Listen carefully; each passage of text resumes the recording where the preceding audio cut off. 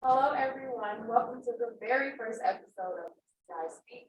My name is Jasmine Ivy. I am the Assistant Director of Race, Gender, and Social Justice Transformation here at the Earl Carl Institute. ECI Speaks is a podcast that's really designed to highlight the social justice education, intersectionality, a lot of different social justice needs, concepts, and frameworks throughout the city of Houston. And so here at the Earl Carl Institute, that's our response to how we want to bring awareness and highlight social justice education here throughout the city. So joining me today, before we can dive into talking about intersectionality, before we can talk about any topics, we want you all to know who we are here at the Earl Carl Institute and what we do. So joining me today, I have our Executive Director, Ms. Sarah Gregory. And she's been here at the Earl Carl Institute for 13 years, a very long time. To the end, well, not the end, we're not over. But she's been here from the start pretty much. So I'm going to walk you through the system, and the story is pretty interesting and what led it. So I'm going to start by saying, actually, the Earl Carl Institute has been in existence for 30 years. We celebrate our 30th anniversary on Sunday, November 13th. The institute was founded by Professor Marshall Johnson, faculty at the Thurgood Marshall School of Law, and it was named after Professor Earl Carl, who was one of the founding professors here that started the law school, which was the beginning of Texas Southern University. So I actually followed a couple of wonderful trailblazers. Our board president is Dr. James Douglas. We had Robert Ford, we had Beard, we have had Jay Cummings, so we've had some wonderful leaders over the last 30 years. But my story is kind of, I think, interesting. I think so too. Okay. So I actually, when I was a child, I always said I wanted to be a lawyer. The reason I wanted to be a lawyer is because I wanted to use my voice to help others. I wanted to use my voice right injustice. And as I got older, I decided maybe I should be interested in money, right? And so law school was costly and it was longer. And so I went into engineering. And I did 3 years of engineering and got some honors scholarship of really good in math. And when I got ready to graduate, I said I wanted to law. So I went back to what I was planning to do in the first place. And I'll never forget there was an advisor when I signed up for my last semester. So of course I wanted to take. And then I planned to go to law school. He told me, don't waste your time. You'll never get into law. So anyway, I ended up going to law school at the University of Texas. The things I learned things like to come from a poor household, but it's interesting as well. So with my mathematical background, I went into tax law. I worked at a huge company as some clerkship and did tax law, and I was good at it. But at the end of it, I enrolled in a course called the Children's Rights Study at ECI, and I started representing kids in their foster care. And then I realized I didn't want to get up and go to work at the school firm, but I would work after hours and weekends working with these kids. So I fell in love with big ways. So the only places I applied to for a job after I graduated from law school was the legal aid program. And that's how I got my start in public. So that's what I've been doing. And I happened to be at a training where the dean at the time, Dean Carrington was there. And we were having a conversation, and one of my former staff had asked my opinion about something. I voiced my opinion in terms of people's constitutional rights and how we're supposed to have this process in this country. And ultimately, at the end of that session, we got on the break and we were talking and said, schools need to do the same. If you want to use my card, see your resume, I think you got it. And that's not happening. And here I am, 13 years later. What was your first reason now? Well, I've been teaching a long time, but attorney. But when I came here, the first idea was, started operating the clinic that's still existing here. And I taught, simulation, like, training students to how to do courtroom practice, and then I taught intelligence. So what I've done in the past is legislative work and litigation, both trial court and the appeal, and policy work. And that's always been my love, my passion, the board program, and actually seeing this thing change. So how has, since you already came in about, well, you came in 13 years after the Earl Conference? Right? You know, 13 years ago. 13 years ago. Right. So what, So 27 years ago. no, math was never my child. No, 17, okay, 17 years after it started. Okay. So how, since you came forward to the Earl Carl Institute about 13 years ago, how have you been transformed? How has ECI really shaped your identity? Well, ECI, I just can't say Marsha Johnson enough. Okay. She was a visionary for what it could be. And she brought me on board, and I learned so much from her in a couple of years. I've never learned so much in such a short period of time. And so when she left, we then reshaped our vision and our mission for this. So our mission is to empower underserved and disenfranchised communities, create systemic change through our legal representation, research, education, and advocacy. So all of our programs have existed, have been expanding around that notion. Yes, we treat the individual, but we're trying to create change for whole community. And so when I started here, I started the same time with former staff, who's in the day, and I was doing the clinical work, recently doing a lot of publication and policy education. So it was the two of us, the person Marsha Johnson, and administrative assistant, and today there are 18 of us, and we expanded our program. One clinical program, our new program, our property program, we started with a grant of $50,000 and a 0.25 FTE attorney, and now we have 3, and an average annual budget for that program of $150,000. And we added, shortly after I got here, we added the 30 March license funding, ECI program. Also, I'm very proud that I was able to create the ECI Justice program, which is, I think, for me, is the biggest success that we had that I set up this twice. And that's what I'm talking about, systemic change. So, I started the program because kids were getting treated at school, and those are actually criminal charges. But they were just being handed out like candy.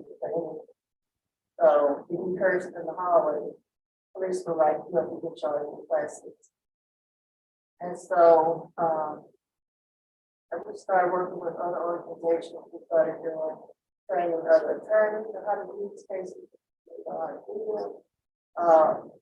We started actually using our clients to do the face of the right? So our clients were interviewed local media all the way to international media. We were featured on the New York Times front page. We were in the Washington Post. Our clients were in the Washington Post. I was interviewed about PBS NewsHour. And so with that push, we had in 2012 there were 270,000 charges against students at school. And then we had that push. 2013, we created a system of change that was almost decriminalized, and so we went from 270,000 to under 60,000. So we put ourselves on business. So then we recreated our program, and we worked on decriminalizing students, and we were able to do that, put ourselves on business again. So now we're working primarily still on addressing so of criminal life or incidents that happen.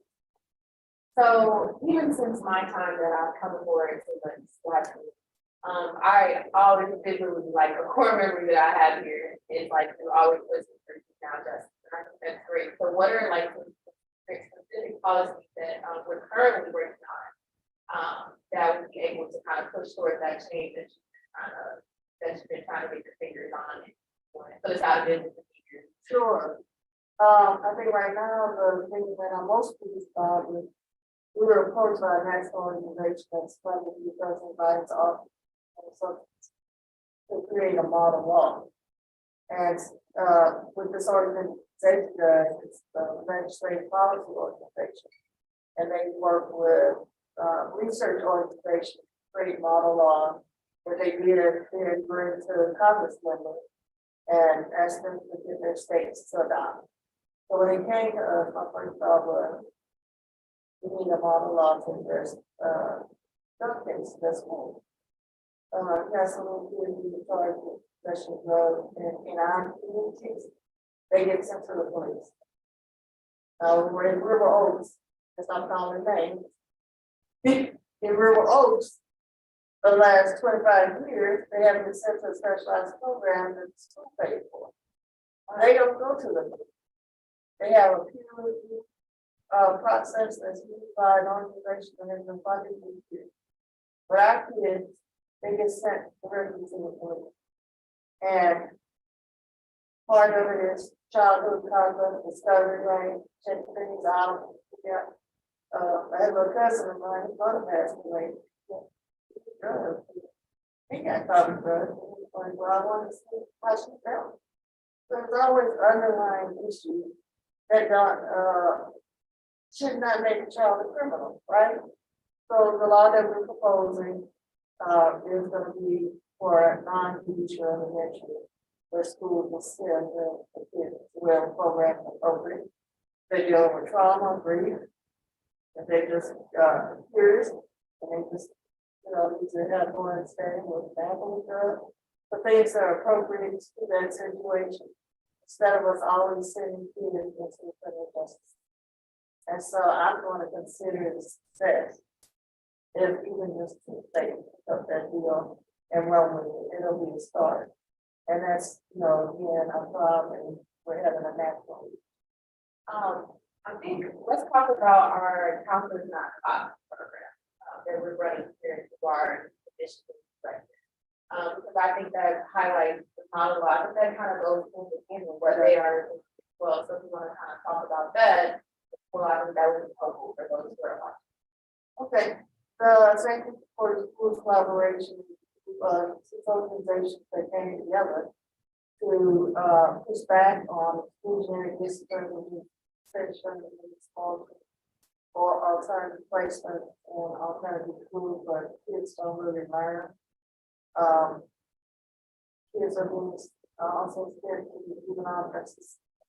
For incidents that happen, so we want to decriminalize some of those activities.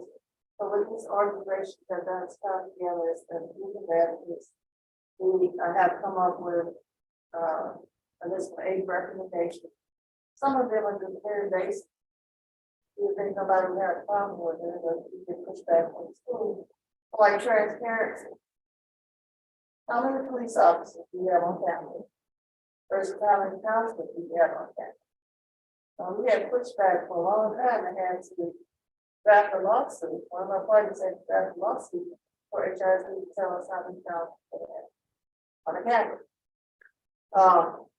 Transparency in terms of meeting with organizations like ours and parent groups to discuss what's going on with police in the school.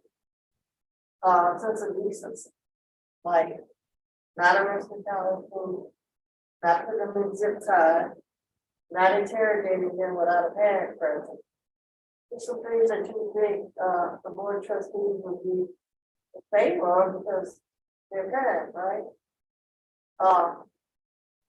But the conversations are hard, but you have things like Uvalde. But the police don't send those kids to Uvalde. I can't think of one case. I can't think of one school shooting case where the school police say kids. They usually come from the outside. But what they're doing inside is they're turning some kids into criminals. Because once you touch that justice, about 60% of kids who are sent to the justice system or sent to an alternative school for placement, they end up dropping out of school. And 80% of Texas prison population are kids who dropped out of school. Well, adults who did not graduate from high school. So we are, I'll never forget my first case in like a 11-year-old boy. And basically, I thought it was racist. The teacher didn't like the English word, right? But he's talking to make it just because how to make fun of it. It was funny. But anyway, I represented him and, we went in and I came back and told him, well, we have to think what we need to do. They're going to dismiss the charges once we, work out the things at the school. He looked up at me and said, does this mean I'm a criminal now? That's like 15 years ago, that's crazy. Every time I try to help a child. Is what are we doing to these children mentally? What are we doing to fight? It's more than just punishment, environment. What happens to the mind and the heart? That's interesting. So universities can actually put out what are some of the biggest disparities around. And one of the things that we're highlighting was racial disparities within the school system. And they also talked about how the Black community felt like it was more like racial disparity is one of the most pressing issues throughout the Harris County compared to our white and Latinx counterparts. And so within that article, they also mentioned about how Texas education was, in the bottom 50% of the country with the public schools system. And then they also talked about how they're doing a big push, right? They're doing this push for calling them resource officers, not police officers. But the counterpoint within that article, they talked about how they don't really realize the trauma that goes behind that. And also about how a lot of times, even when a student has an issue with a teacher, right? Like how you talked about your topic, they don't realize that a lot of times, especially within the Black community, it's not even just a problem with software, it's a problem, right? Or not even really a problem, but it's that right. A lot of times when you have this interaction with go out and you're dealing with someone that's supposed to have a power figure over you.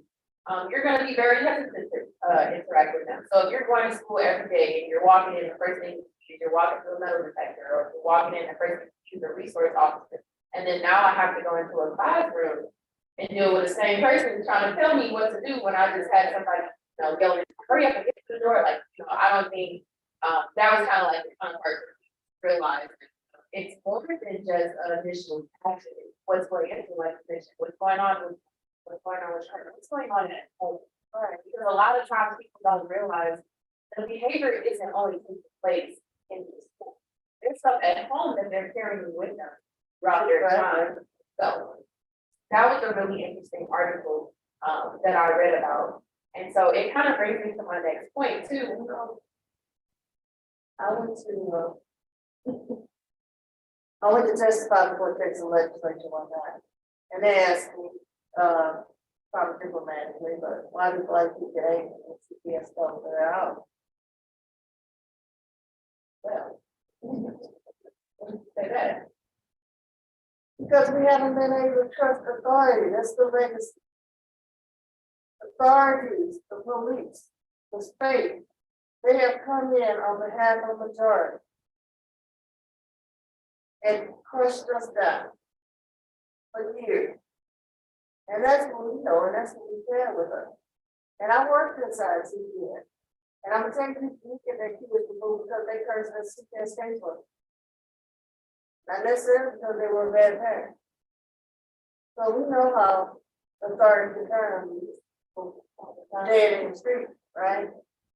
And then I was gonna share with you, when they had the shooting at Uvalde, not Uvalde, but Santa Fe, and Spelman Gardens. And,